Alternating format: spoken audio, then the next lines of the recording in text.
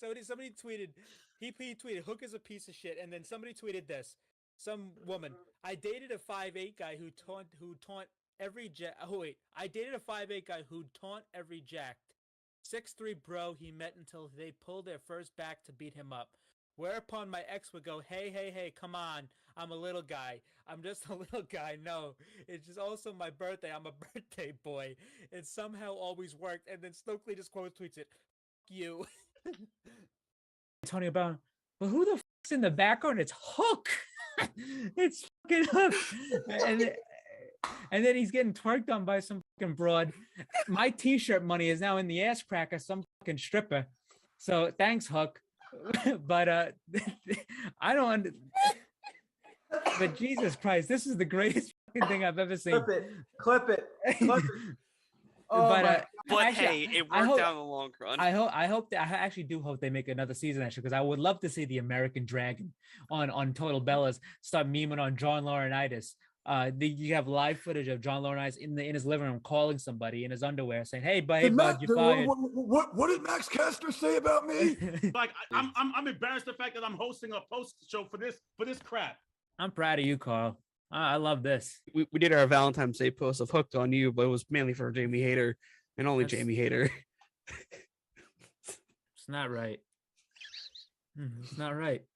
It's fucking trying to build an account and we get this bullshit on the account. Great. But so follow a simp account. Okay. Okay, but here's the thing, because those people, this is networking. We actually follow. You got it was a business decision. It's a business. You have to follow these people. This is like following. If you want a stan account, you got to follow the other stans. And when you get big, you get rid of them. You get rid of them after that. It's over with. I open up our Instagram and the first thing I see is Pro Wrestling Simp, and I'm like, what is this? I don't look at that. I don't It's look a at that business stuff. decision. It's a business decision because that guy promotes us, and then when we don't need him anymore, we toss him aside. That's what happens. Yeah, well, we got go fucking slap it on a t-shirt and continue to use the move forehead. Unpretty. This guy just say fucking forehead. What? This guy say forehead. Yes, I did. You think I fucking wouldn't catch that? You think nobody on this program would catch that? But I did. For weird. You almost didn't. For weird. Let's be honest. You almost didn't. Weird champ. Weird champ. This is what we resort to here. All right. Next up. Unbelievable. Five head. Next up, we have. Why people happy? Pagu.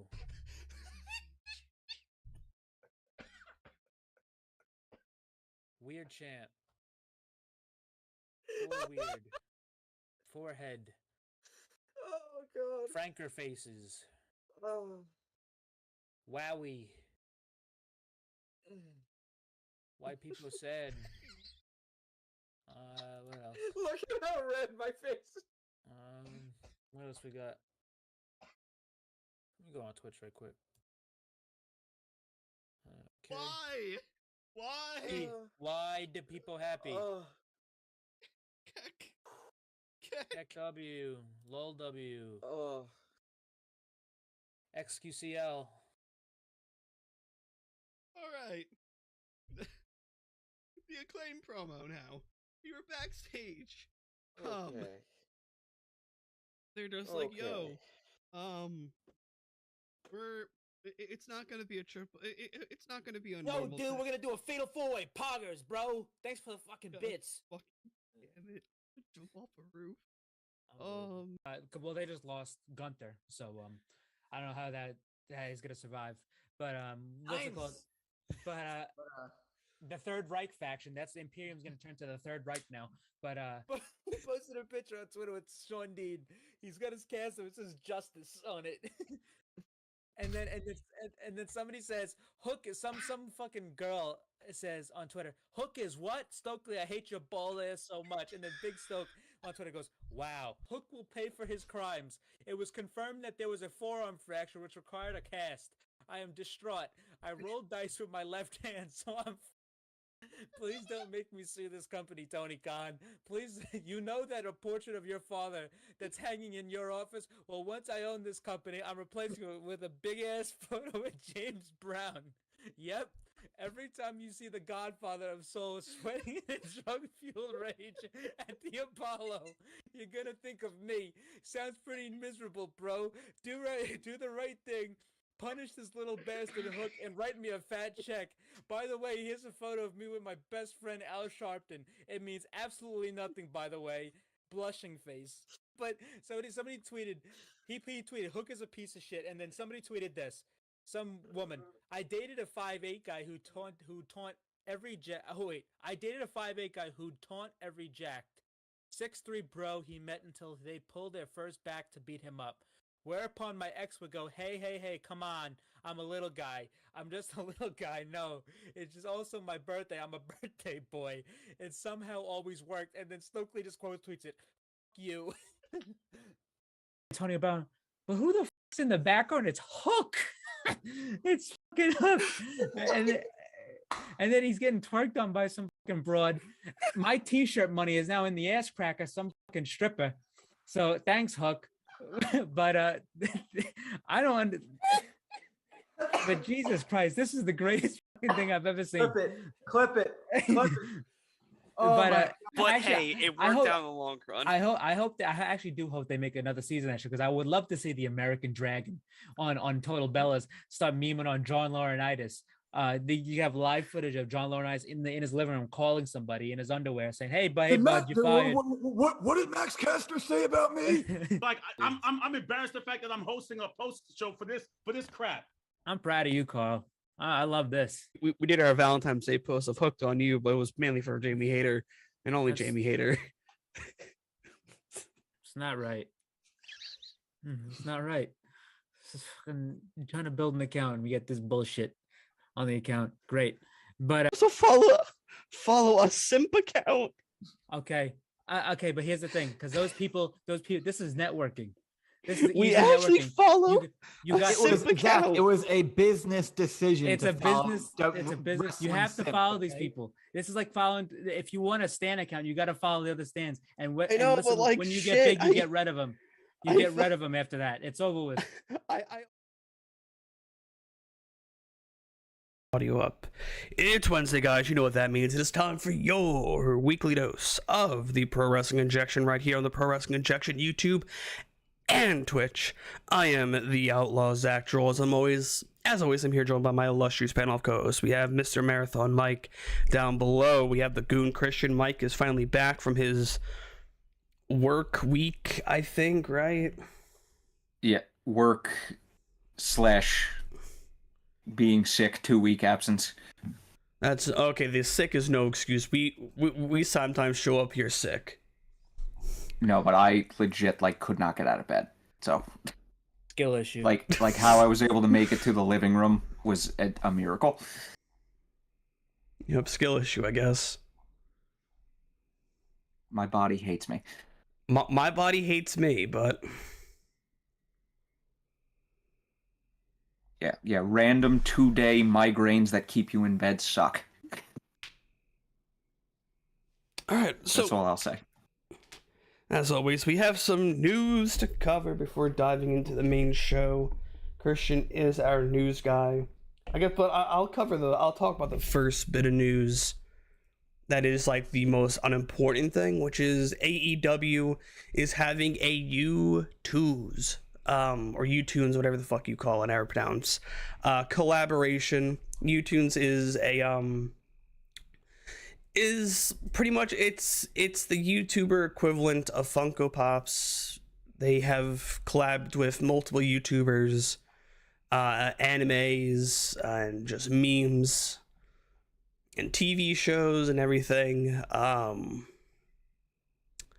They're going to be releasing some AEW ones. Their first line seems to be consisting of MJF, Timeless Tony Storm, Orange Cassidy, and Lionheart Chris Jericho. You have to remember too, I'm not sure if these are going to be the limited time release ones or these are going to be the forever stock, because U2's is known for their limited stock collectibles. Like, they are released in drops. So these will be highly sought after and highly, highly collectible. So when they drop, keep your eyes peeled to AEW's pages and the U2's pages and so on and so forth. All right, let's get into some more real news for pro wrestling. Christian, take it away.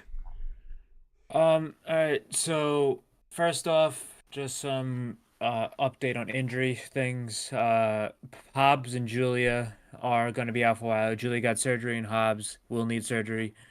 He confirmed that on his Twitter. So get well soon. And then we talked about that last week. Ethan Page is gone from AEW and Ring of Honor. He hasn't been on television on AEW television since December when he wrestled Kenny Omega on Collision. And I mean, I'm gonna miss him. I think Ethan Page is fucking great. They just never really had a real plan for him after the Dan Lambert stuff ended.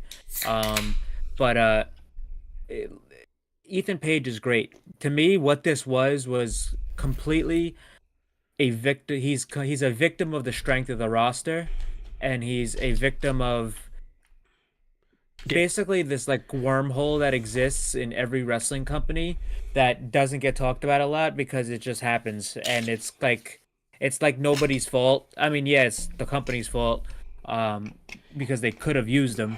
He just got lost in the shuffle. It's this wormhole that happens where it's like he should be prioritized over a lot of guys that are in AEW, but he shouldn't be prioritized over some guys that are on television that need to be on television.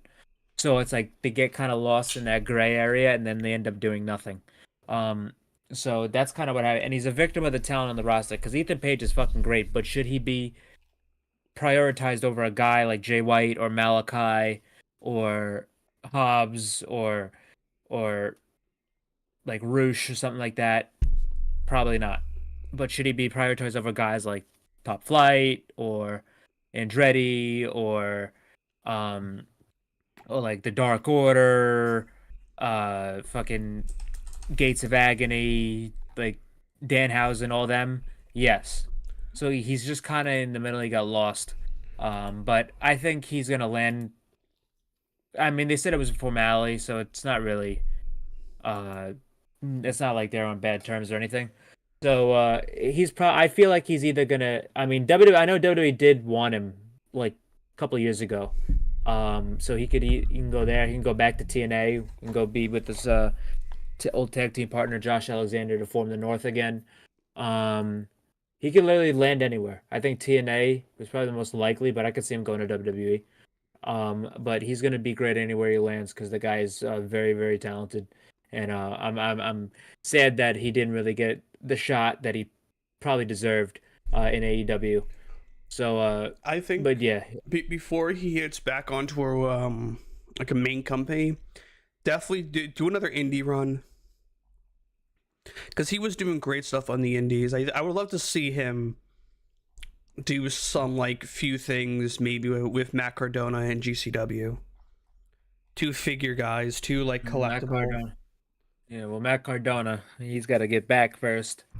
Oh, that's right. Yeah, he has a torn tricep, right? Torn pec. So, but he is doing like a managerial gimmick for GCW, so maybe. Well, yeah, he's been. I mean, maybe like even have them work together, and not like fight against each other, but have them do stuff together, side by side. It'd work.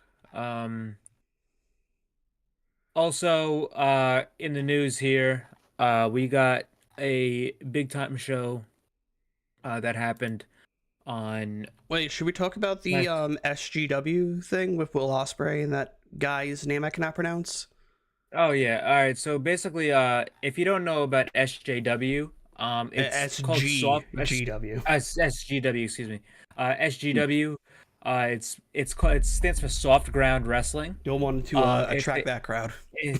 It's a wrestling promotion that is based in Uganda, which is really, really cool because obviously you don't really hear about shit happening in wrestling happening in Uganda. But basically what it is it's just a bunch of Ugandan people. They built like a makeshift ring with like makeshift ropes, and they're not wrestling in a ring. They're wrestling on like they're literally wrestling on dirt. Um, and they're running. If you can follow them on Twitter, that's where they mainly post their stuff. It's like they have their own promotion. The funniest part about it is I've been following this for a couple of months now because like this has just kind of just been like one of the cool things of this is one of the best stories of wrestling. The best thing I can attribute it to is if you guys have ever watched the Super Bowl and before the coin toss, they put out one of those like little stories about something that you've never heard of, and then they have that person come out and do the coin toss. Like this year was about like this like Hawaiian football team that they had to deal with the wildfires, and then they came out to do the coin toss. Like they usually do stories like that. This feels like one of those. Like it's like no one, a lot of the general public really hasn't even heard of this, but if you're paying attention, you know. But basically, it's like a backyard wrestling promotion. They're wrestling on dirt. They're doing like matches.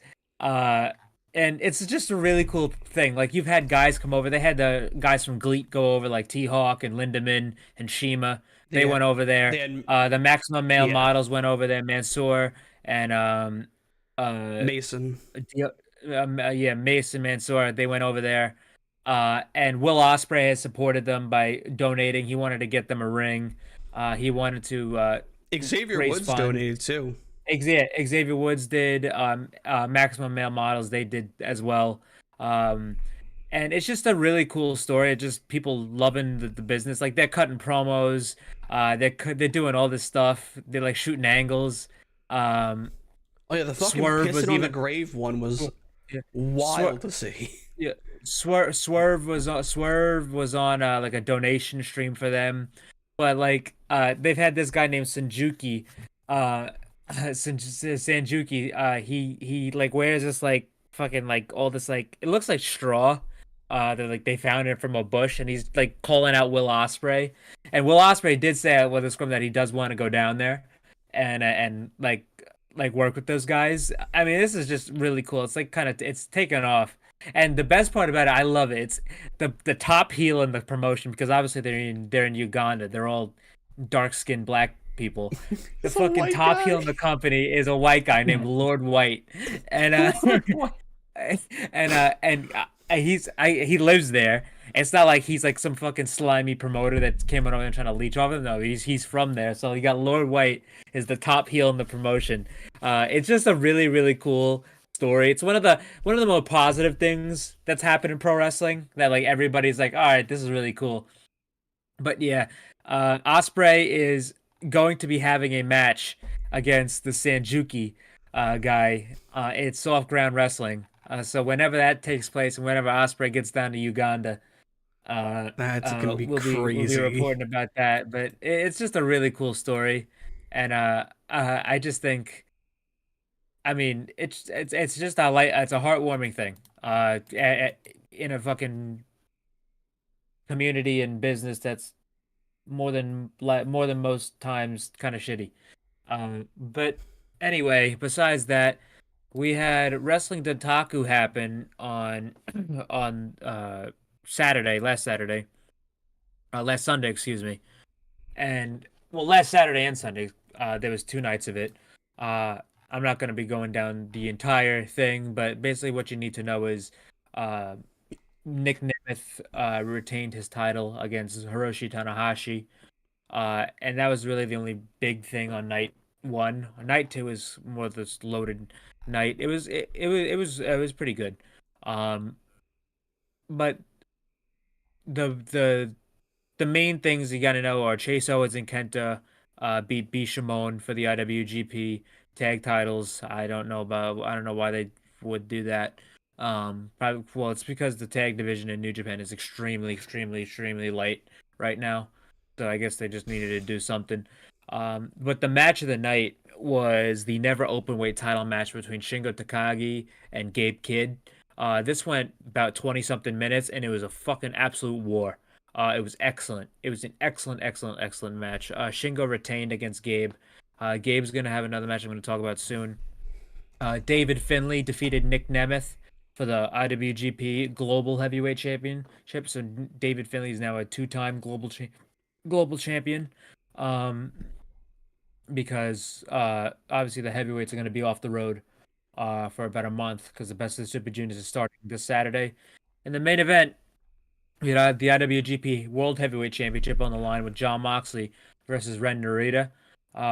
Moxley and Ren, they had a pretty good match. A lot of House of Torture bullshit, but Moxley ended up retaining, and then it was confirmed after the match that he's going to have his match with Shota on the Resurgence show that we're going to talk about right now. So we have the Resurgence in California happening this Saturday. And just the card here, we have Matt Vandergrift versus Adrian Quest. We have Leo Rush versus Mustafa Ali. We have Tomohiro Ishii, the DKC, and Rocky Romero versus Evil, Ren Narita, and Jack Perry. He's the first time he's going to be tagging with his House of Torture guys since he came back to AEW. We have Filthy Tom Lawler and Fred Rosser versus the West Coast Wrecking Crew, Joel Nelson and Royce Isaacs. We have TMDK versus Hikuleo and El Phantasmo for the New Japan Strong Openweight Championships. We have Stephanie Valquer defending her Women's Strong Openweight Championship against Alex Windsor. We have Yota Tsuji and Tetsuya Naito versus David Finlay and Kenta. We have Zack Sabre Jr. versus Hiroshi Tanahashi. I also forgot to mention that Zack Sabre Jr. lost the TV title to Jeff Cobb on night one, which makes sense because they wanted to get that belt off Matt Riddle. Just they had to get it off him and give it to Zack so he could drop it to Cobb. Then we have Jeff Cobb versus Lance Archer for the TV championship. We have for the Never Openweight Championship, we have Shingo Takagi versus Yuya Uemura. And then we have the two main events. We have for the IWGP, for the Strong Openweight Championship, we have a no rope last man standing match between Eddie Kingston and Gabe Kidd. This could be potentially Eddie's final defense of all his titles. This is the last belt he has of his Triple Crown, and Gabe Kidd has really had a lot of momentum. If I were them, I'd put the title on Gabe Kidd, but yeah, this is going to be a great match because there's so much heat going into this match. I mean, Kingston said he was going to kill Kidd because he's a fucking pussy. Kidd fucking threw a table at him. He threw a chair at his fucking head. He says, "You're a fucking piece of shit. I'll fucking kill you." I mean, it's fucking hilarious. The promos between these two have been fucking just completely hysterical. Hopefully but they do something at Forbidden Door. Yeah. But that comes with the main event. Speaking about Forbidden Door, this comes with the main event. We have the IWGP Heavyweight Championship defended Jon Moxley versus Shota Umino. And now that match has been confirmed for Resurgence, I really think that it's going to end up being Jon Moxley versus Yota Tsuji for the IWGP World Heavyweight Championship at Forbidden Door. I think that's really what's going to be the case there. Because then Moxley would have been through 2 out of the 3 Reiwa Musketeers. So we'll see if that takes place, because I think if they're gonna put the title on one of the Musketeers, the one that's ready right now is Yota Tsuji. So I wouldn't be surprised if they did that. But that's really it for the New Japan news. The only other piece of New Japan news that came out this weekend was that Tanga Loa debuted as a new member of the Bloodline in WWE, and he is, I guess, finished with New Japan, which completely took me by surprise. I did not expect that at all. I couldn't fucking believe it when I was watching Backlash. But Tanga Loa, much to the happiness of a lot of the New Japan fans, is gone from New Japan. Listen, I like Tanga Loa. I thought he was great in the Guerrillas of Destiny with his brother Tama Tonga. Twitter was wild that day. Guerrillas of Destiny were a fucking fantastic tag team in New Japan. In WWE, if they keep the Guerrillas of Destiny together, if they keep Tanga Loa as a tag guy with Tama, I think he'll be fine. But in the ring, after he had a pretty major knee injury 2 years ago, and he hasn't been the same since. And he's been fucking completely awful in the New Japan ring where it's basically like he didn't even fit in New Japan anymore. That's how bad he was. But if they keep him in tags, he'll probably be all right. But yeah, he's the new member of the Bloodline. So, the only one left is Hikuleo in New Japan of those three brothers.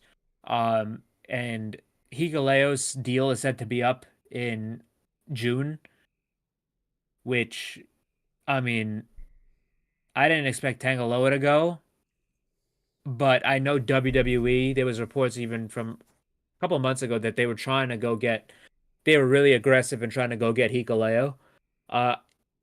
If Hikuleo doesn't want to stay in Japan, he's as good as gone. He's going to WWE. Because obviously his whole family's there, fucking his two brothers. That would make sense.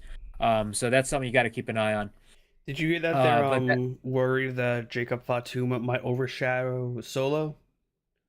But there's reports of that happening. Yeah, I saw that, but that was, I even said before, when Jacob signed and before Solo even took charge, I'm like, the new guy needs to be Jacob because Jacob is the best of all of them, and Jacob was always going to outclass. So I said this on air though too. I said this on air. It's like Jacob should have been the main focus. Even when Tama came in, I'm like, Solo is pretty great, but it's like Jacob is the guy you want to roll with. Yeah, because people are saying Jacob could have been more of a tribal chief than Roman was, during Roman's reign. So it's I think they should probably lean more into Jacob being the real, like, it's like maybe they could spin it off where it's like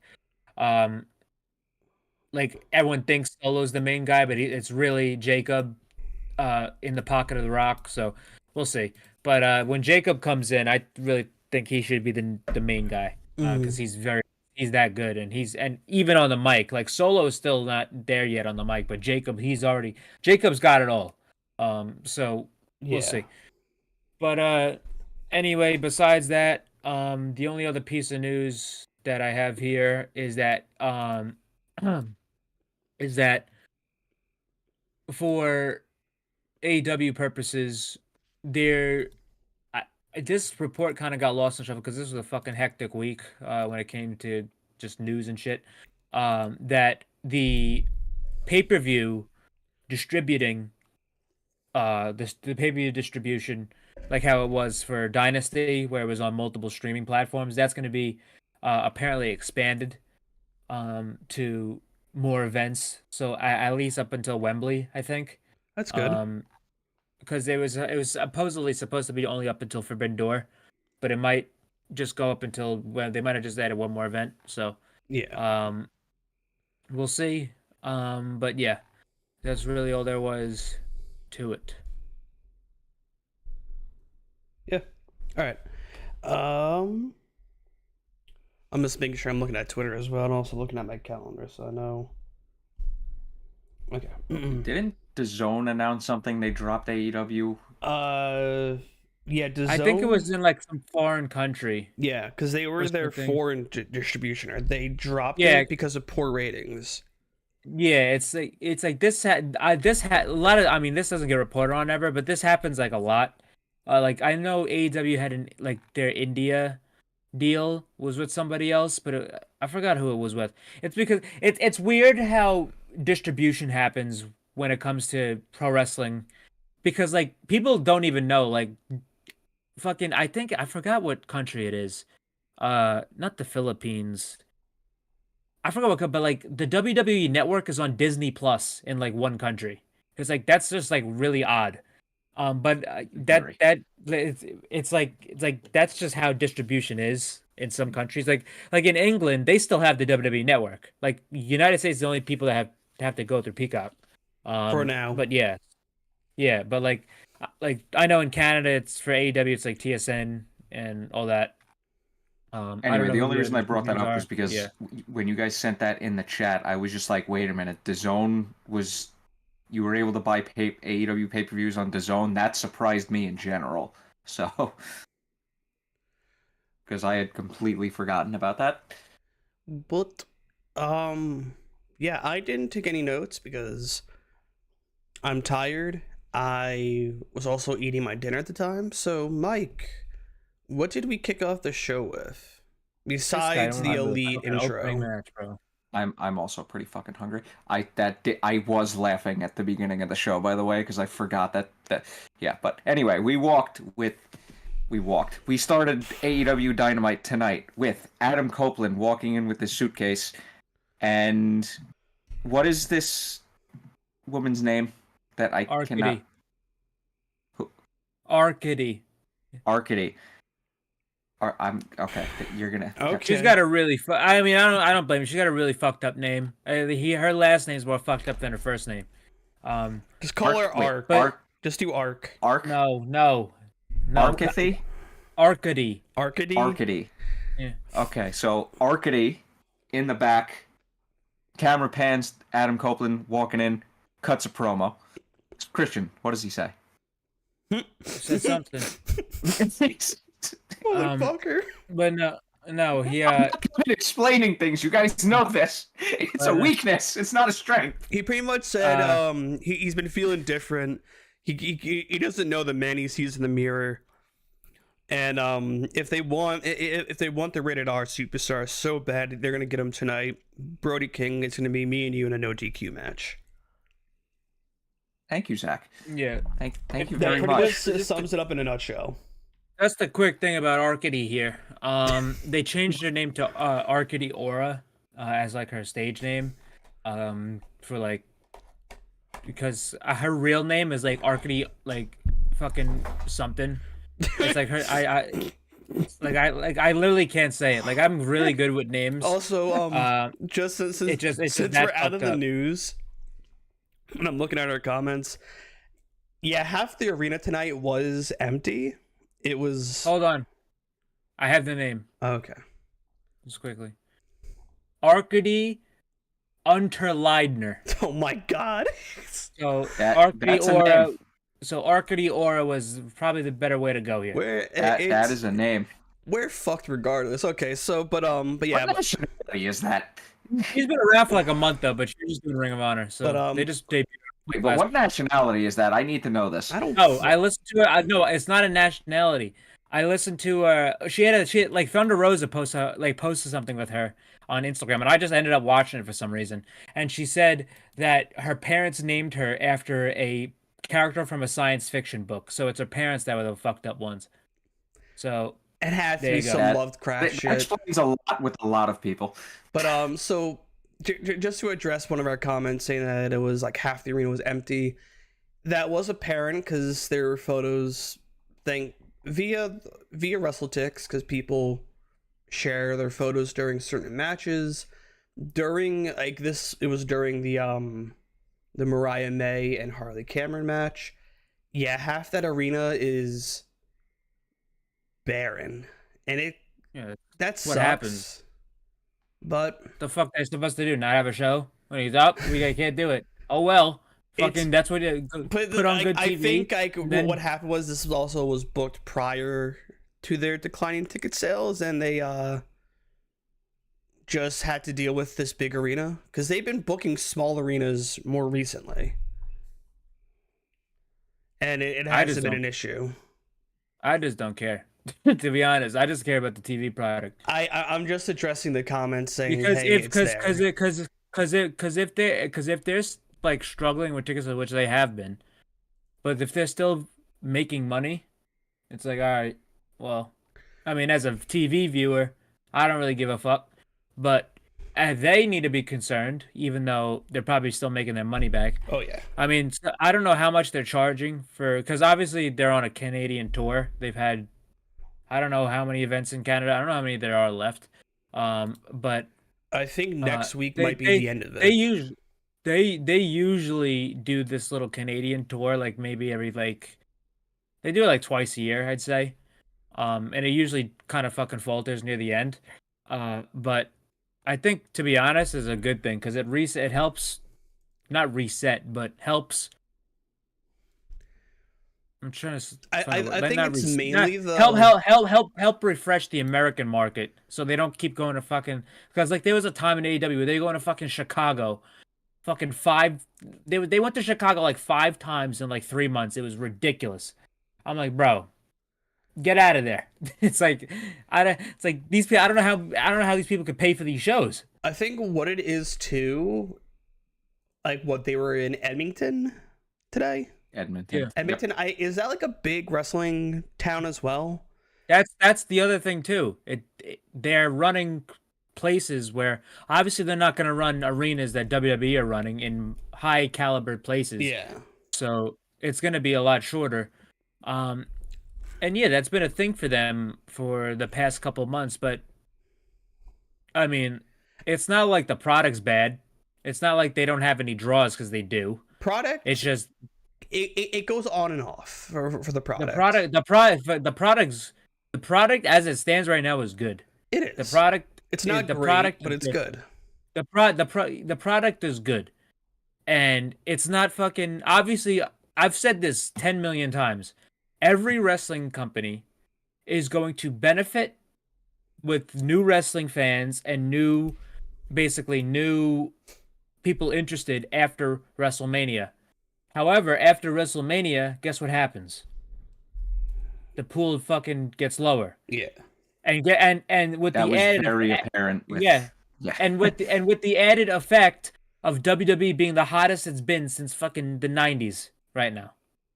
This has been the hottest WWE's, not in ratings, because obviously ratings for wrestling in general is always going to go down. Oh yeah. Ratings. I mean, never gonna touch Raw those again. and SmackDown gets what, probably a max of 2 million something, like on a great night, and it's never going past 3 ever again. That's just how the world is nowadays. This is not how it's going to work anymore. But business wise, WWE is the best it's ever been, and the product has been the best it's been in over a fucking decade. There was the latter half of the 2010s were a complete fucking shit show, and now it's an actual fucking wrestling promotion. Like, it's an actual thing that people watch, where it wasn't unwatchable for a long time, and a lot of people are coming back.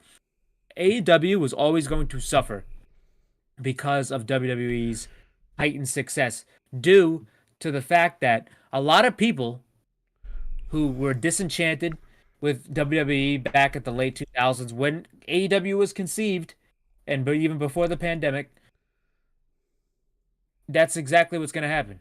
I think a lot of people turned to AEW because they wanted a promotion. When WWE's back to being good again, I'll go back. That's literally all this is. And the people who want leaving also helped mightily. Absolutely, yeah. And because obviously we wouldn't be in the place, WWE wouldn't be the place where it is right now if Vince was still running the show. That's just a given. Yeah. And the AEW thing too, because the people, and it's this has been really apparent because of the Collision ratings. I mean, the one even with all the preemptions and after the Collision that aired after WrestleMania at like 12 o'clock at night, they still pulled like 400K viewers. The people who like AEW and want to watch AEW are gonna watch it, and they're gonna like it, and they're gonna watch it. That they have a very, very big built-in chorus foundation of an audience. And that was very apparent, because those sick fucks like me who sat there and watched Collision that night after Mania at 12 o'clock at night, and 400,000 other people did. It's like, those are your built-in core audience who like AEW, going to watch it. And no offense to AEW or the 400,000 of the people who left TNT on as they fell asleep that night.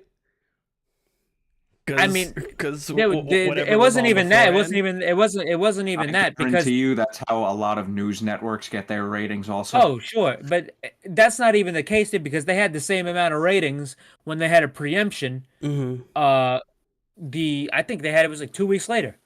So that they have their core audience that are obviously, they can't take their core audience and copy and paste them into every city they go into. So obviously they're going to suffer in that regard. But when it comes to AEW and the view and the attendance, you have your people who are going to watch the show. You have people who are going to only pay attention to AEW when WWE is kind of shitty. But that's not going to end anytime soon. and everybody's going to be a victim of that. And AEW is fucking great. I love AEW, but obviously they're not a fucking billion dollar multi-global fucking juggernaut like WWE is. That's just never going to be touched. So AEW just needs to do it. WWE has also been around since what, the 60s? Yeah, they're a 72-year-old coming to a 5-year-old company. It's incomparable. So even though it's a fucking hot topic issue, but it's gonna be like this for a very long time. And AEW, all they need is just stay consistent and just keep doing what they do best. Make the product that your fans want to watch. That's literally all they need to do, and that's what they're doing. They brought in guys like Ospreay and Okada and Mercedes for them to do that. Literally, look at the Dynasty show. People, AEW fans who watched that Dynasty show were fucking over the moon about how fucking unbelievable that show was. Look what happened with Revolution. So keep being consistent, and keep doing what your fan base likes, and it'll be fine. But getting back on track to the show, I looking at AEW's page, the first match of the night was Orange Cassidy taking on Trent Beretta in what was a stellar match. This match was a hot opener to start off the show with. Yeah, this was pretty good. Good stuff here between these two. It's had a lot of heat, which I wasn't expecting. Well, I was expecting this match to have heat because Orange is in it, because Orange is very popular. But I didn't expect them to be this hot on Trent. But yeah, I thought this was a good match with the heel dynamic with Trent. And they had Don Callis out there. He walked out halfway through the match to go on commentary for the rest of the night, because there was no Taz on commentary tonight because he had a procedure on his knee and he's recovering. But yeah, this is a pretty good match. I really enjoyed this one between Trent and Orange Cassidy. They've had matches before for the international title. I think they've had 2.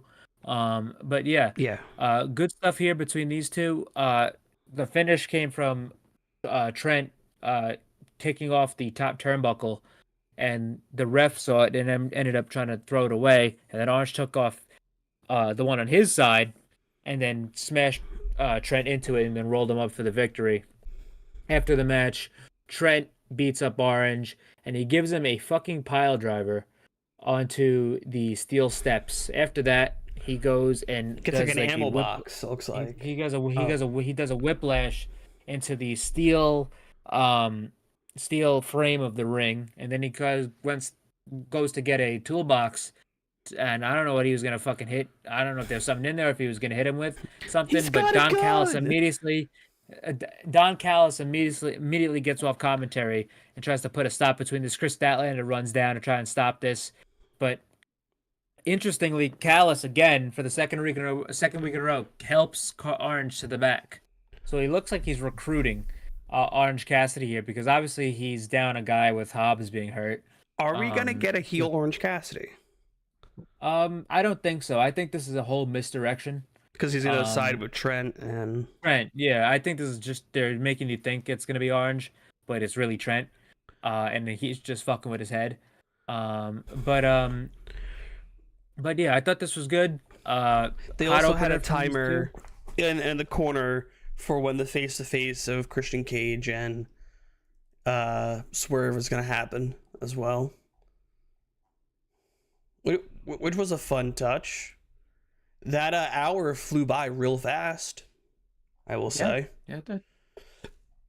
What was after this? Flew by, kind of. After this, we go to the back of a car. I feel bad for that cameraman. Just like you said. And we get the elite. This cameraman? I guess. The elite, Matthew and Nicholas Jackson, with Kazuchika Okada and Jack Perry. And they're coming into the arena driving at the appropriate speed limit for where they are in the parking lot. And they beep at some guy, some rando working there, and make a right turn right into the reserved spot for the not present Tony Khan. Yeah, he's not using it.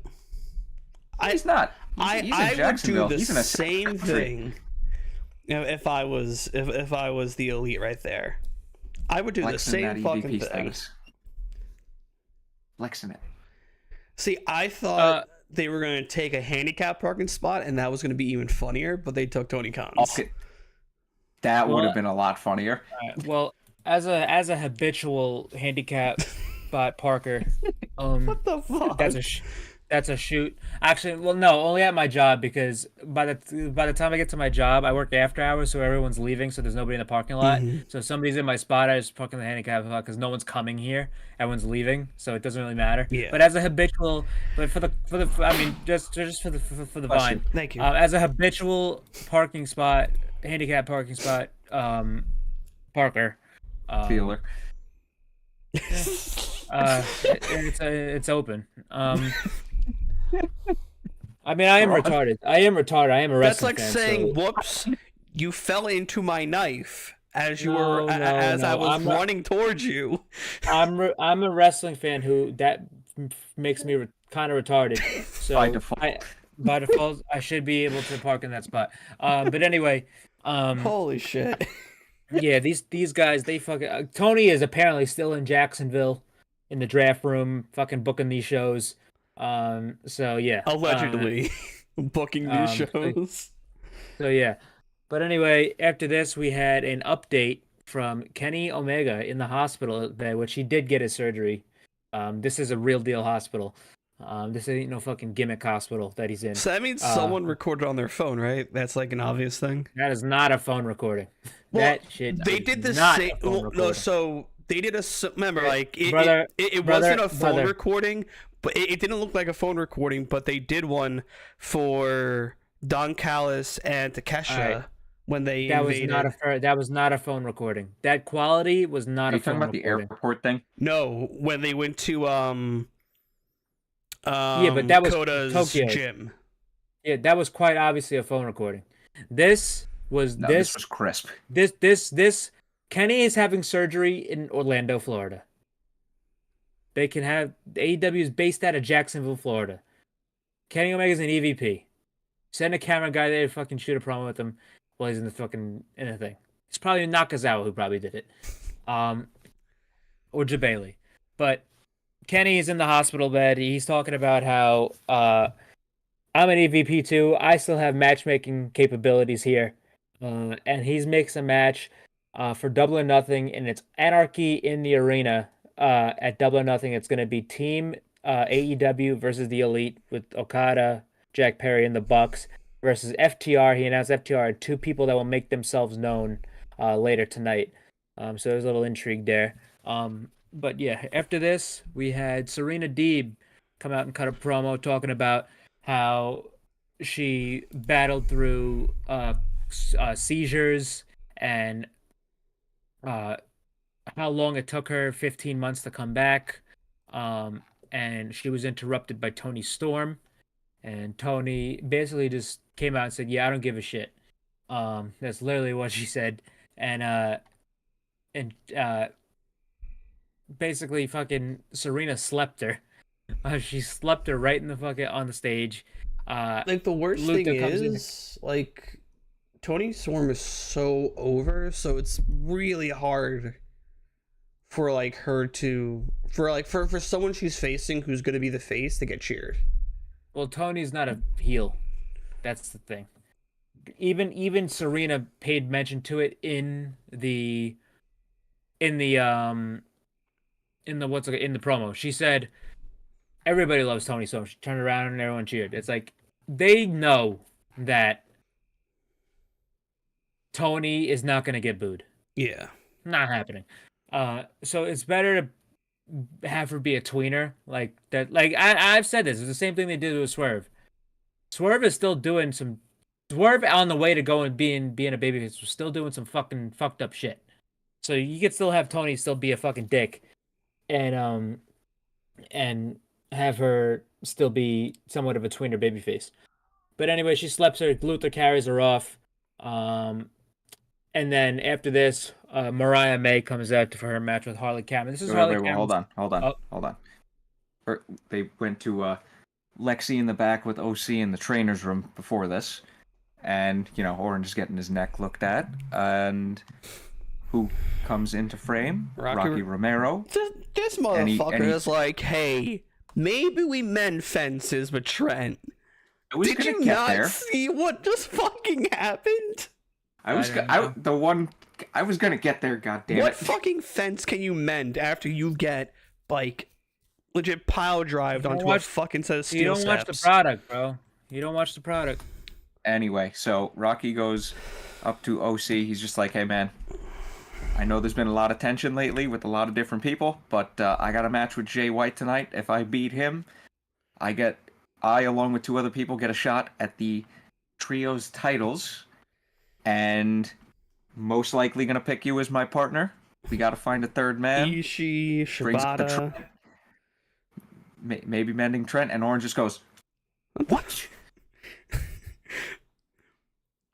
Watch the product, Rocky. So he basically, after all that, says, good luck in your match tonight.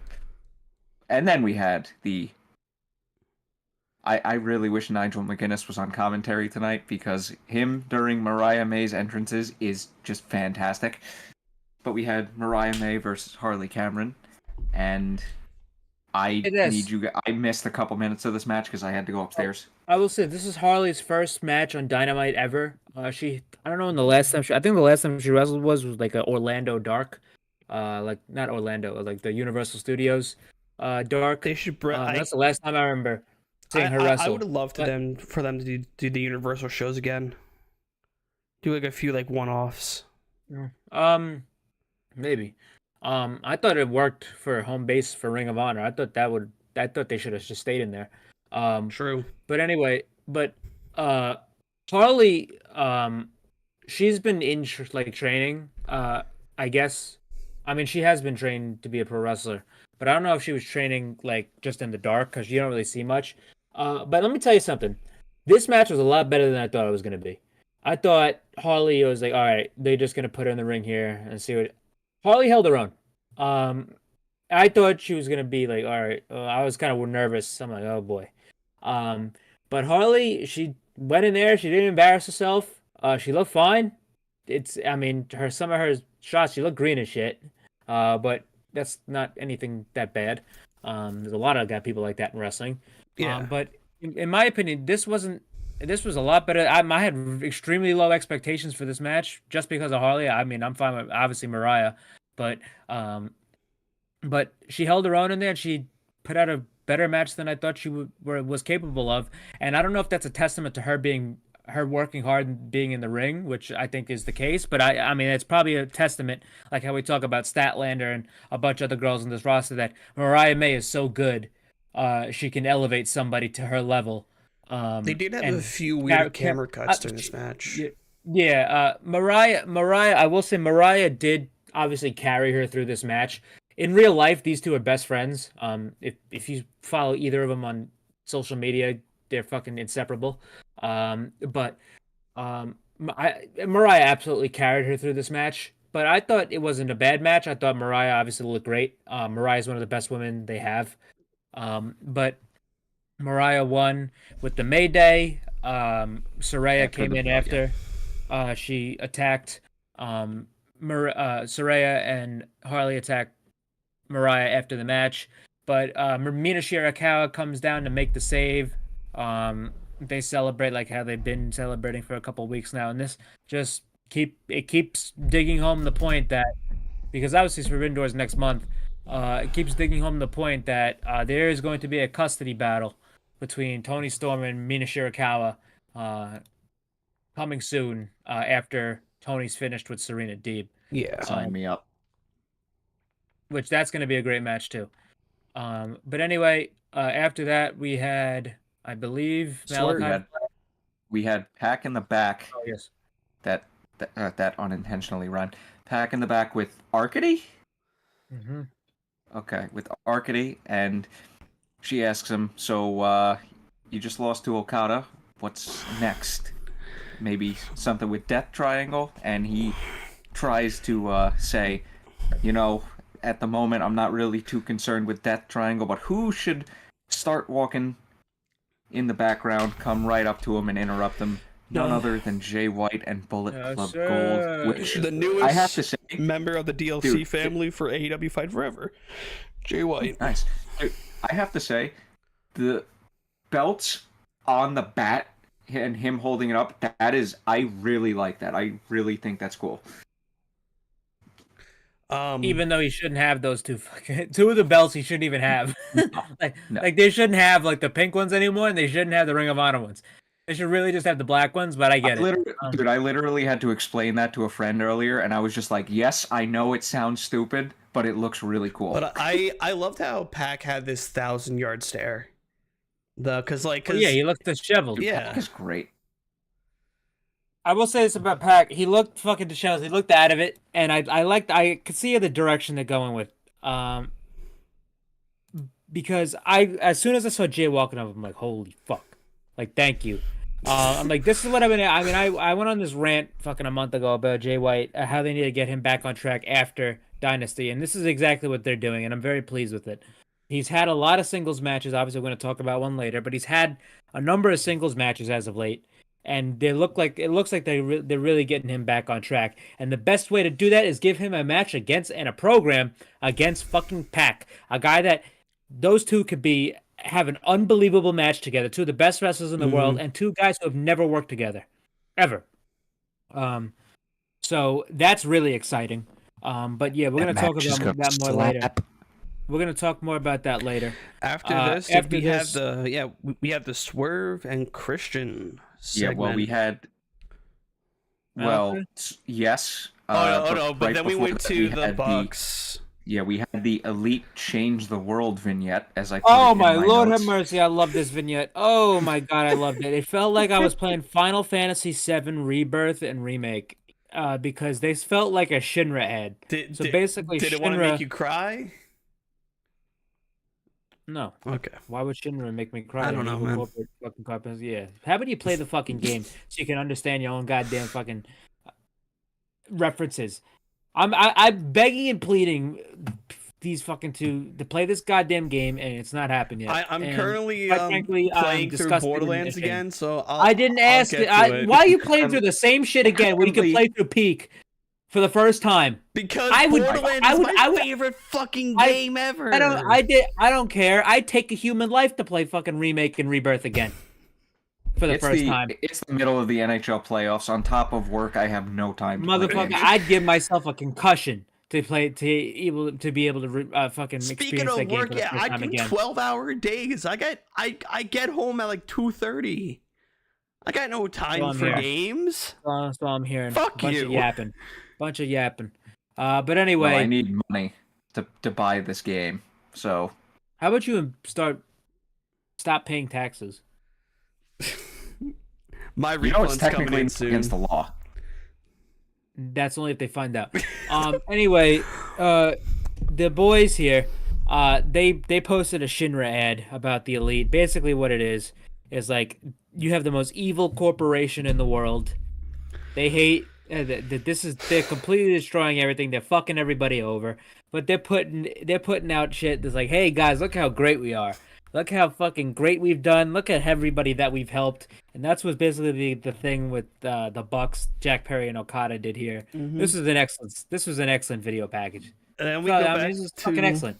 It's like I was watching a Disney film. How much pandering there was in this fucking thing right here. I'm surprised this wasn't produced by Kathleen Kennedy. Then we go back to our lovely EVPs at the table being like, that was such a great thing. Give that narrator a raise. Okay, so next up we have Swerve and Christian face to face. All right, and there's our world champion right now. Hey, get out there! And they roll their eyes because face and heel dynamic. So Swerve comes out to a great pop. House? Swerve's house. Yeah, no Nana, because Nana is hurt. Nana got beat. They beat the shit out of Nana. But Swerve calls out Christian. He tells him to get the fuck out of here, really, because he's not in a good mood. But here comes Christian and the rest of the patriarchy. And Christian's basically saying, "I'm gonna take your teeth." Yeah, he's gonna take his grill, which happened. Oh, I mean, Swerve should know better because this happened to him in NXT. Santos Escobar and Legado del Fantasma stole his grill, and they literally had his grill in a box like fucking Tuco Salamanca. In NXT, that was an angle. That was one of the last angles Swerve had before he got called up and then released. But yeah, Swerve's grill has been stolen before. But yeah, so he threatened to do that. But then Swerve basically retorted, said, "I'm gonna beat you, beat you down so bad, it's gonna look like fucking what Kendrick did to Drake this week," which I thought was fucking great. That was an excellent line because I love Kendrick Lamar. I love my sugar plum, sweet boo boo sugar bear Kendrick Lamar. The best line was, "It's not gonna be the first time a West Coast guy makes a fake father from Toronto look bad." Yeah, because and obviously I was like, we know fucking I mean that did strike a chord with Christian, and it might be A minor. But I mean, certified lover boy, certified pedophile. Certified pedophile. Mike does not know what the fuck we're talking about. He's not like us. Not like us. I am not. I am not. He's not like us. He's not like us. He's a fan. He's a fan. He's a fan. He's a fan. He's a freaky ass nigga. He's 69 god. See, when I fell into knowing about this beef with Drake and Kendrick, like that I knew about. I maybe just like didn't... a few days ago. Then I caught up. I listened to each track. I'm like, no, bro. Man, yeah, no, see, bro. I did not do that. Listen, like my Spotify, like my most streamed artist is Kendrick. Like I've been a Kendrick guy for a long time. And I've been a Drake hater for a long time, even though I like when he raps. That's really all I like, and his features with like 21 Savage. So, I've always thought like Drake was like a ladyboy fucking loser, because every time he paints it like when he's taking pictures of Sexy Red with his painted nails and his shit in his hair, I'm like, you're a fucking bum. So like you're not a rapper. You're not a fucking. You're a fucking loser, Canuck. The Heart Part 6 has 1 million dislikes on YouTube, by the way. I know. Well, yeah, but me and my friend, because my friend's a big hip-hop guy, like, literally he was at Stony Brook University, because they're doing all the Palestine protests right now, and he doesn't give a shit about any of that. Today he went to the protest with a sign that said, "Fuck Palestine, fuck Israel, free Young Thug." That's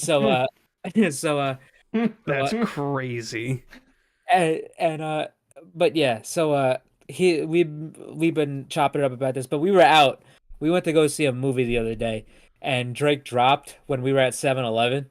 And then when I drove him home, then I went to go take a shit, and then Kendrick dropped. And then it was Meet the Grams. It was fucking crazy. Meet the Grams and Not Like Us are fucking crazy. And then the Heart I learned everything Drake's put out is kind of mid. But everything Kendrick's put out has been peak. I mean, I'm not surprised. Oh, 100%. I even said like I learned how to fucking crip walk for Not Like Us. I literally taught myself how to crip walk. I legit said I have no like horse in this. I'm siding with Kendrick. But I got a horse. But after I got a fucking horse. But once I listened to the Heart Part 6, I go, man, Drake, you fucking cooked your own self in this goddamn release. You just went on the defense. Was like, hey, listen, when you make the song of the summer, and it's the entire song is about fucking calling Drake a pedophile, that's when you know you've won the fucking rap beef, all right? I mean, I thought if if Kendrick responded again, and then Drake had the balls to respond after that, somebody had to die. Somebody has to die. I swear, like somebody's got to get killed. Kendrick has it's got to be in the chamber.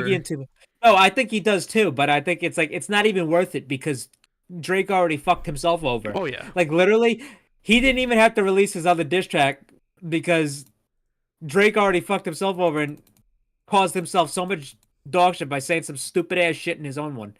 But anyway, back to because the funniest part about this is though, they had fucking a Canadian crowd cheering Kendrick, not Drake. That's how you know the masses are sighing with Kung Fu Kenny and K-Dot. So I'm very pleased to see this as a Kendrick Lamar guy and a certified Drake hater. I will say, Mike, if you want to listen, that guy's a freaky ass nigga. He's 69 god. If you want to listen to the most haunting like diss track of your life, listen to Meet the Grams. It is haunting. Dude, it's awesome, dude. The song starts. He goes, "Dear Adonis," which is Drake's son's name, and he basically tells his son, wait till you turn 18 to listen to the song. But your dad is such a fucking loser piece of shit, and here's all the reasons why." And then after he says, "Hey, mom, hey, Drake's mom and dad. Here's why you guys fucked up and failed, and here's why he's such a piece of shit. Hey, did you know that Drake is hiding a young daughter that he's never told anyone about because 5 year ago he hid his own son that no one knew about, but then got revealed because he lost the disc battle. And then after that he says, hey Drake." And then he tells him every reason why he's such a piece of shit. And then after that, he drops a song that has the biggest bop of the century, where everyone's doing this to it, crip walking to it, about Drake being a pedophile and a sex trafficker. I've never seen anything like this in my life. I'm at fucking work, like doing this, talking about a guy being a sex trafficker and a pedophile. I'm like, sorry, he freaky young nigga. He has 69 guy, freaky young nigga. The funniest thing I ever saw was the Bro, if Tony Khan put this shit out about fucking Vince McMahon, holy shit, dude! I would playing at a club. Someone was playing "Not Like Us," and the DJ certified pedophile. It's crazy. I never thought I would be so into like a beef like this, but fuck it, it's so good. Nah, it's fucking great, dude. This is our generation's Biggie and Tupac. Oh, it is. You got a ladyboy fucking loser like Drake, who makes music for little girls, women, and fucking teenage boys, getting absolutely mutilated by the ultimate lyricist and hip hop artist Kendrick Lamar, Kung Fu Kenny, K-Dot. This guy has fucking quintuple entendres. And it's just the GOAT. All right, but anyway, we gotta get back to this fucking show. Yeah, because we could do an entire show about. We could do the entire show about this fucking this. This shit. It's literally pro wrestling. Mm-hmm. There's not even 50-50 booking. If you guys do, I'll get the popcorn and I'll just be like. But I highly recommend just listen. Go listen to Euphoria, Meet the Grams, and Not Like Us. Change your life. If you want to know the whole story, I think you start with first person shooter. Yeah, then go into push-ups 616 in LA. No. The lore order goes first person shooter, then you got to go to Like That, and then you got to go to 7-minute drill, which is the one that got deleted by J. Cole because J. Cole said, "Fuck this, I'm out. I'm not dealing with this shit." Because he was the one smart motherfucker. Because J. Cole knew he'd get cooked. Yeah, he knew it was happening. He went to go ride his bike and eat ice cream somewhere. And then after that, you go to Euphoria. Not Euphoria. You go to Push-Ups, then Euphoria, then Meet the Family. Oh wait, I'm fucking up. Hold up. I'm fucking up. I'm fucking up. Here we go. You got first person shooter. You guys know this right now. This is going in one ear and right out the other. other. Well, it happened. You lock in. You got Yeah, that's pretty hard to do after a double OT game last night. First person shooter. Like That. Then you got Push-Ups. Tailor-Made Freestyle, which got deleted. Which did get deleted. Then Euphoria, then 616 in LA, then Family Matters, then Meet the Grams, then Not Like Us. There we go. And then if you want to listen to the proverbial self, then BBL, then BBL Drizzy. Which is like the outro music for it. If you want to listen to the certified kill self kill shot, then listen to fucking the Heart Part 6. Yeah, BBL Drizzy. Also, don't forget 616 in LA. BBL Drizzy. Which is fucking wild. Did you see this? So many people have remixed that to be like Drake is a No, that's the point. That's the point. It's literally Metro Boomin dropped it because he literally wanted to drop a create your own Drake diss. It was like a fucking create a character in a video game. It's like create your own Drake diss. He let the public do it. It's like the One Piece. Like literally people are trying to find the fucking Drake's long lost daughter like it's the goddamn One Piece. But anyway, we gotta get back to this fucking show. Anyway, Swerve. Before Christian came out, Swerve called himself the Connor McDavid of AEW, which you guys know I'm a hockey fan. I appreciated that very much so. Yeah, they were chanting "Let's go Oilers," so I guess they're the Oilers is the team of choice here in Edmonton. Yes, the Oilers are in fact up 2-1 right now. But anyway,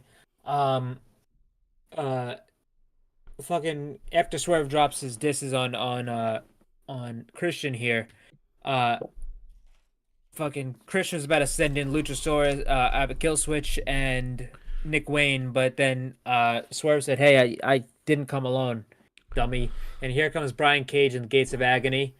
But Christian starts talking, and then after that he just nods up, and Brian Cage blasts Swerve from the back, and the Gates of Agony start jumping Swerve. The Mogul Embassy have turned on Swerve Strickland. They start beating him down. They put him through a table. I sent you the list. They put him through a fucking table. And they're not affiliated with Christian. They're not gonna be in the patriarchy, but they did turn on Swerve. And the Mogul Embassy is no more, which I actually thought, I'm glad this happened because it made sense, because it made no sense for him to have a heel faction as the top babyface world champion. And plus, it made sense for them to turn on him because through Swerve's entire quest to become the world champion, he did not even use the Gates of Agony or Brian Cage. He did not even use the Mogul Embassy at all. So it made sense why they would want to turn on him. I just realized. So I thought that was effective. Sending the kind of like after this, sending the track list in I order. believe we had the out of Malachi context. Black promo. If not, I'm just gonna talk about it right now. So I just realized setting the track order out of context to Nick, to be like, what the fuck? Then he probably remembered. Oh wait, they're probably explaining it to Mike. Yeah. Probably. But Malachi, he gave this great video package on why he wants to break Adam Copeland. He wants to show him he wants to return to him. He showed how now he's a family man and how he's a really nice guy, but he wants to bring him back to his roots because he knows he's a fucking actual piece of shit anyway. So that was a really good video, and the editing from it was really good. But yeah, good stuff there. We also had Willow Nightingale cut a promo on Mercedes. Willow had a black eye. She cut a promo on Mercedes just further in the feud. And after this, we had Rocky Romero. I love how the announcers were standing after that, and Don was like, "Where the hell am I supposed to sit?" I'm like, "Bro, the chairs are right behind you." It was a dangerous environment. Very dangerous, dude. As a wrestling announce table, you are never safe, especially the WWE Spanish announce table anywhere in the 2010s. The real ones, no. I guess so. But anyway,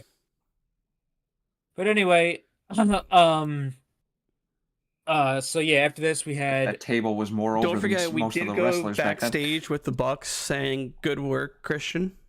Yes, they did, and yeah, they said, and Christian told the Bucks, "Good idea." So that just furthers the fact that Swerve is going to end up in a world title feud with most likely Jack Perry and the rest of the EVPs after Double or Nothing. Or actually, probably after Forbidden Door. That's probably going to be the match at All In, to be honest. But anyway, we had Swerve versus Rocky Romero here, and just a pretty good match. So shit, yeah, I'm fucking up. Jay White versus Rocky Romero. I got him. Jay White versus Rocky Romero. Fun match. Pretty good match. I loved Jay ended up doing the Bloody Sunday in this match, which is Finn Balor's old finisher when he was Prince Devitt, and which is called the 1916 now, I think. He doesn't even do it anymore. He hasn't done it in years. It's an amazing move. I fucking love it. Yeah. I never called it, because that's a fucking stupid ass fucking name. Fuck that. It's called the Bloody Sunday. Yeah. It's been used in New Japan by Jay before. Tama Tonga used it. Couple of other guys. El Phantasmo, he was using it. David Finlay was using it. But he had a Bloody Sunday on Rocky, and then he hit the Blade Runner, and he put Rocky away. Good stuff from here. After the match, they start beating down on Rocky, but here comes Pac to make the save, and they're really teasing that at Double or Nothing, we're going to be getting Pac versus Jay White, and that's a fucking great matchup there, and I can't wait. That's going to open the show, I feel. Where do I sign? That's going to open the show, so I sign on every dotted line. Take my fucking money. Yeah. After Pretty this, much, I mean, yeah. after this. Oh, and I also mentioned that I forgot to mention that when Jay was talking about to Pac in the back earlier on, he paid mentions, hey, should I go after the Continental Championship and go after Okada because I've beaten Okada many, many times and you haven't beat him at all. Jay is like 4-2 against Okada in his career. He's beat Okada for the IWGP Heavyweight Championship. But yeah. After this, they had a great promo package of Joe training in his house, in his home gym. That was really cool to see. And basically just hyping Joe up for wherever he does next, which we don't know about yet. And after this, we had the Learning Tree. Chris Jericho and Big Bill in tag team action against two jobbers here. Jericho did nothing. Big Bill did everything. As I called it, Jericho 2.0. All right, that's not true. gosh. That is absolutely fucking not true. Do not say that. Nah, That is not true at all. I'm That's gonna not say true. that. Big Bill is mobile. Big Bill is a mobile fucking big man, dude. Fucking Christ. Not Jericho part two. Just because he's fucking tall doesn't mean it's Jericho. Well, Break the walls down. When it's a big show, break the wall that's low-key a down. fire mashup. Low-key a fire mashup.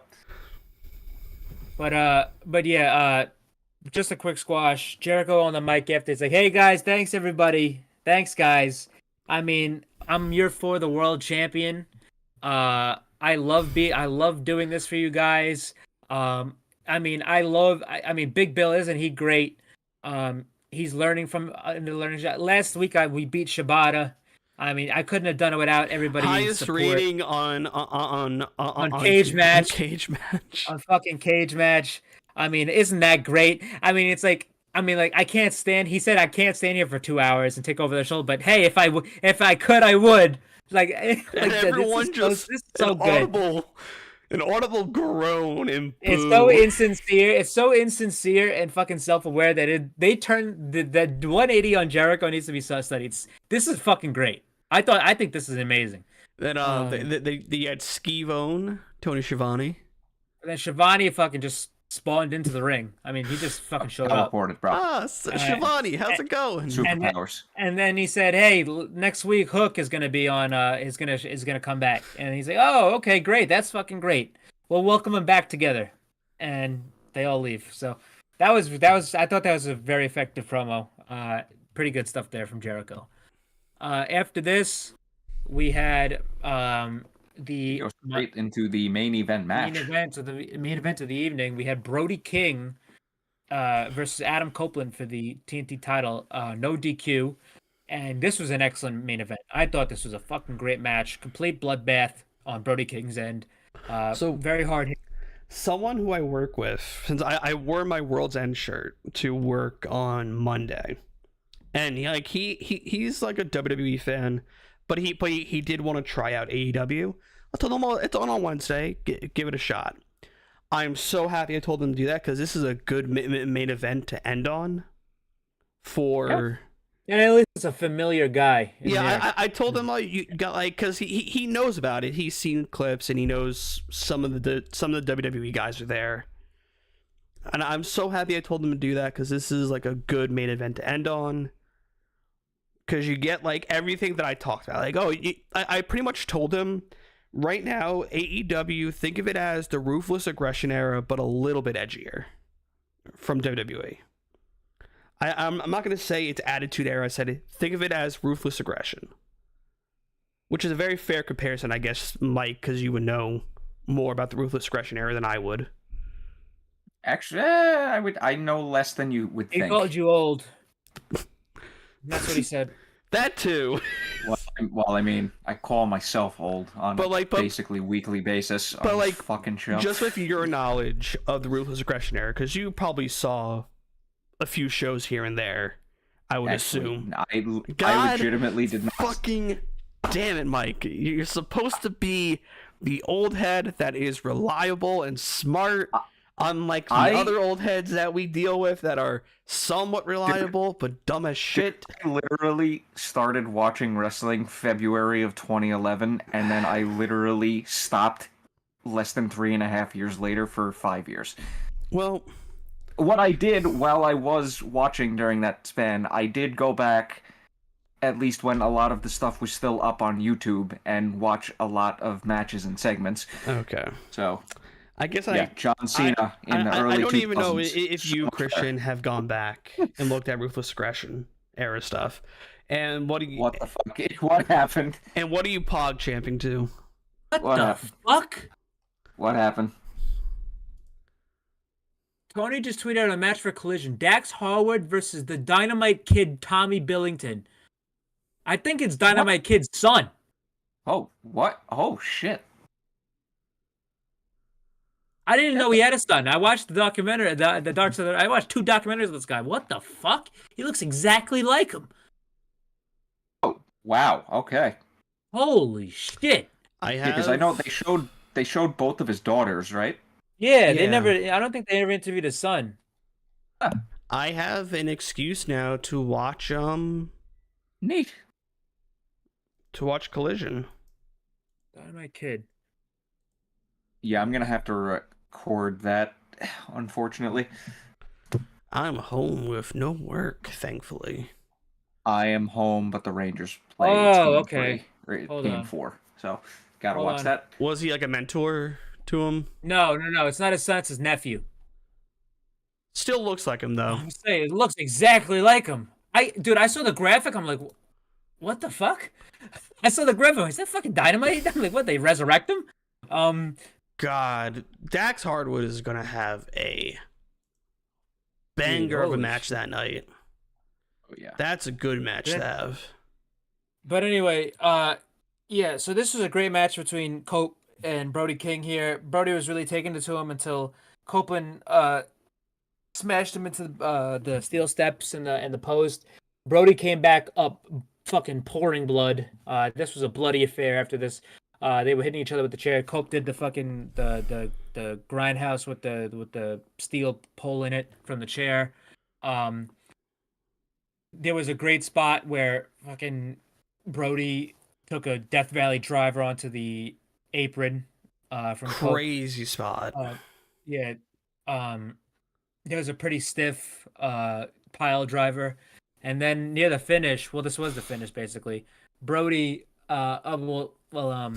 Cope speared Brody through a table out of the ring. That was a great spot. And then he threw him back in the ring and speared him again. They're fucking doused in blood. Adam Copeland retains the TNT title. He beats Brody King, so that's 2 out of the 3, male House of Black members. And now all he has is Malachi left at the pay-per-view.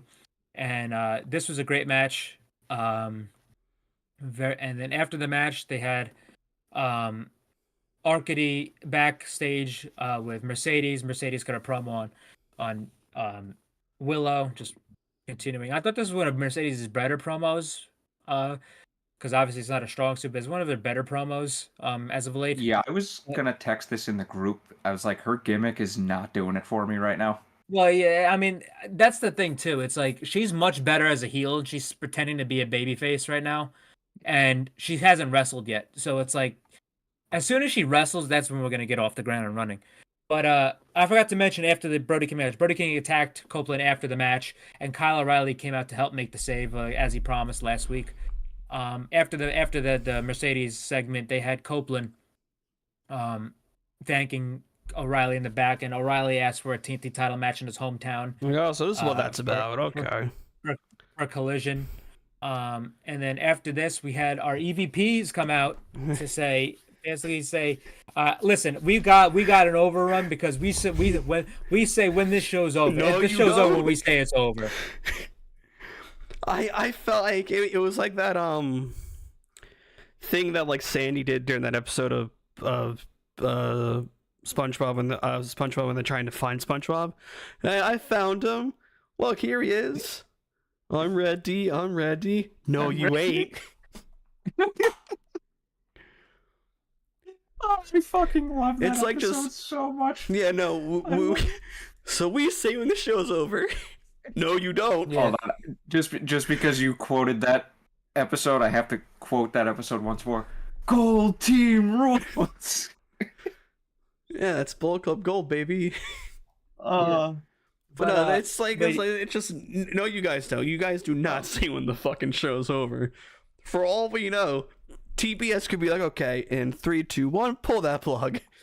But yeah, so they're talking about this, and they're like, all right, the show's basically. Kenny said, there's 2 partners. There's definitely nobody else who's coming out to help. But the FTR came out and said, yeah, no one had the balls to fucking come stand to us. And then here comes FTR. They said, yeah, it was hard to find people with enough balls to stand up to the EVPs and help fight us. But we got 2 guys. And one of them was, which actually, I don't know how I didn't, we should, this was plain as day, because they've been kind of teasing this for a couple of weeks now. Even before the attack on Tony. But here comes Eddie Kingston. Eddie Kingston, he's animated. He's fucking ready to go. He's in Eddie Kingston form. So we have Eddie Kingston as one of the partners. And then after we have Bryan Danielson back for the first time since Dynasty as one of the partners. And they come down, they start squaring off with the Elite, and they start beating each other down to come to go off the air. I really like the team. I mean, the last time Bryan and Eddie were on a team during Anarchy in the Arena, fucking Eddie tried to light Bryan on fire. So that's a little concerning, but it makes sense because obviously you have FTR, because this all started with them. You have Eddie Kingston, who has been being teased by the Elite for like his appearance for months now, even before Dynasty. And then you have Bryan, who's the ultimate AEW guy. He loves AEW. He always champions AEW. And plus he has history with Okada, from earlier this year at the Tokyo Dome. Who Okada was beat him. So I like the team, and I can't wait for that. It's going to be a great match. I think that might end up being the main event, in front of Christian and Swerve. But yeah, very, very excited. I agree with that. I thought it wasn't the best time, but I thought it was a solid show. Solid. So I'm thinking I'm thinking if you would either like co-main events or hell outside of Pac and Jay, maybe it opens. Nah, I don't think you open Double or Nothing with Anarchy in the Arena. That's got to be towards the end of the show for me. I'm saying it would be an insanely hot opener, though. No, you can't do that. I think the earliest you put that match is third to last. Yeah, they did. They even did that the last time when they did Anarchy in the Arena with the Blackpool Combat Club and the Elite. Yeah, and they main evented that show with that in front of the Pillars, behind the Pillars fucking 4-way. So it's like they can't have that as the opener, at all. That wouldn't be wise. I think your best shot of an opener, I mean, we still don't have a card yet, is either Malachi and Copeland or Jay White and Pac. So someone threw out a dumb theory on Twitter with and of course Twitter is dumb theory place, but someone put like Hangman watching the Mogul Embassy turn on Swerve, and it showed him kind of like side eye with a smirk. I don't want that. He's not going to. Yeah, I don't want it. I saw another thing where it's Hangman and a fork in a road. Choose Kenny or choose the Elite, and one is like a, Kenny is and then the other one is in like that would be actually pretty fucking sick. Because even though I want to continue heel Hangman for a bit, which they still can do because Kenny's not going to be back for a while. But when there's going to be a point in this EVP saga that we're gonna have the reunite. They're gonna reunite Kenny and Hangman. Gonna reunite, and then we're gonna get Kenny and Hangman versus the Bucks Part 2. Yeah. Which is one of the best matches in company history. So best tag team matches in company history. Oh yeah. I'd say best one of the best. Well, that's one of the best tag matches ever. Yes. But anyway, I will admit they have come close a few times, but yeah, wrestler of the week. I'll give it to Swerve for the Kendrick and Drake line. Honorable mention to Christian for saying he wishes the Canucks would whoop the Oilers, but that's the complete opposite of what's happening right now because it's 4-1 Oilers. I'll give my wrestler of the week to Brody King. Are the Oilers losing? The Oilers are up 4-1. I'll give mine to Trent Beretta. He's had a lot of heat, and he's been doing great stuff in singles action. All right. Okay, everyone. Thank you all for watching. You can catch us next week for the that'll be the go home show to No sir. Oh, it's right. No, the following week is the go home. Yeah. 2 weeks. Yeah. So thank you all for watching. We'll catch you next week. And yeah, goodbye.